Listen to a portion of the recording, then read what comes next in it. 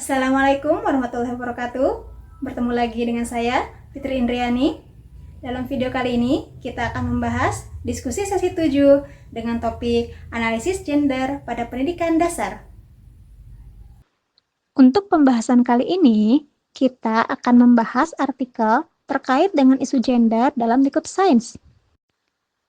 Artikel yang saya angkat ditulis oleh Carlos Valentinoa, Eriawan Presma Yulian Rifat, Saidah Dirrohmah, Alpero Tanlianto, dan kawan-kawan.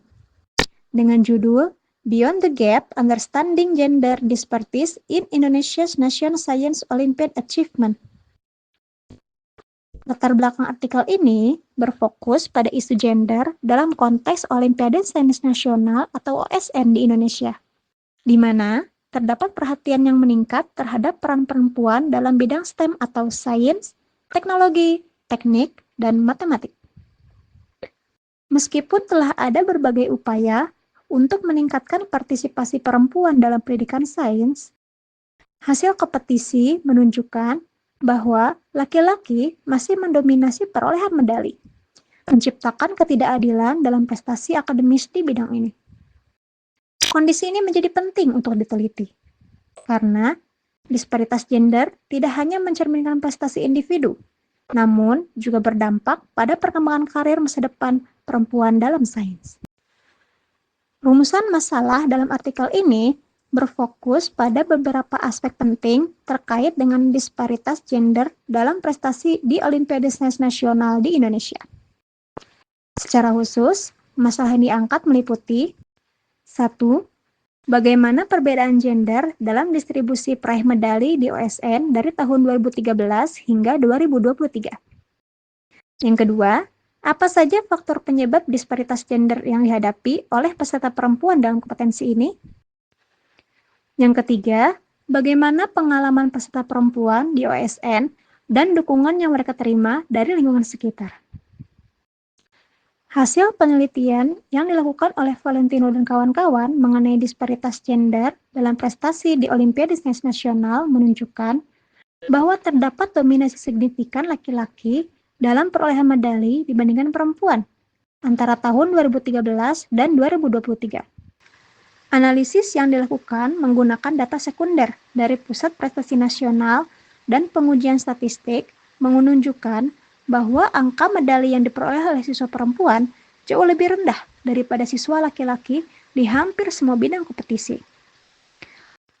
Selain data kuantitatif, penelitian ini juga mengumpulkan data kualitatif melalui kuesioner dan wawancara semi terstruktur dengan siswa, guru, dan tutor yang terlibat dalam pelatihan OSN.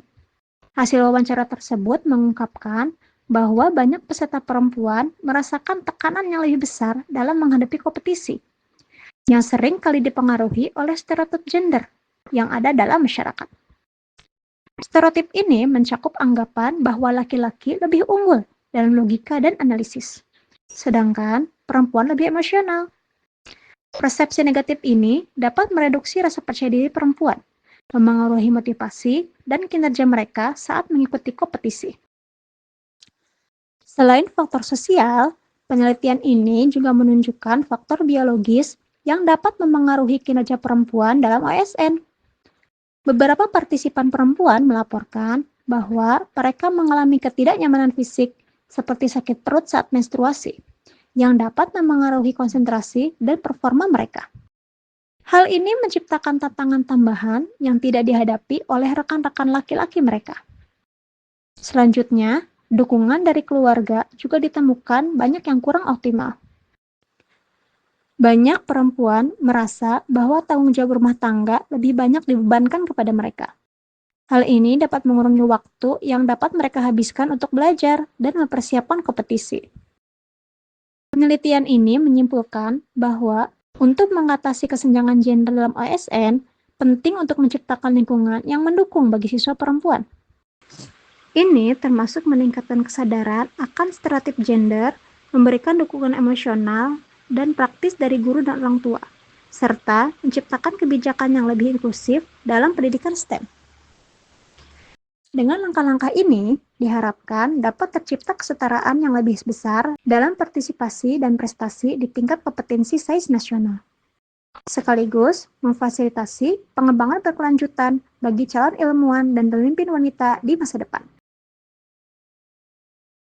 Secara keseluruhan, artikel ini tidak hanya menyoroti kesenjangan gender dalam kegiatan ASN di Indonesia, tapi juga memberikan pandangan holistik mengenai langkah-langkah yang dapat diambil untuk mencapai kesetaraan gender yang lebih baik dalam pendidikan. Ketercapaian kesetaraan gender dalam pendidikan tidak hanya akan memberikan keuntungan bagi perempuan, tetapi juga bagi masyarakat secara keseluruhan yang akan memperoleh manfaat dari kontribusi optimal dari setiap anggotanya tanpa memandang gender. Demikian yang bisa saya sampaikan. Terima kasih atas perhatiannya. Wassalamualaikum warahmatullahi wabarakatuh.